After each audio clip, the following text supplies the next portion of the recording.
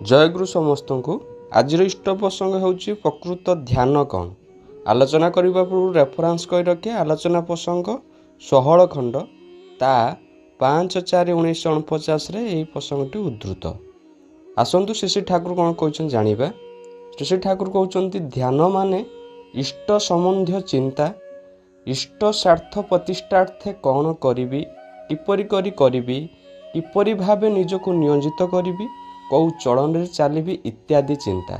मन तो निश्चल न थाए, मनन चले ही। सर्वप्रकार मनन जेतेबे इष्टार्थी और इष्टानुग हुए ताहाकु ही कहते प्रकृत ध्यान। या ही है एकाग्रता। एकाग्रता माने निथर अवस्था नुहे, निष्ठा नंदित एक मुख्य चिंता चलन ही एकाग्रता। आहुरी गोटे जिनिस मन रखिबे, जजन जेपरि नित्यकर्म जाजन भी सेपरि नित्यकर्म, गोटे को बाद दे आ गोटे नुहे।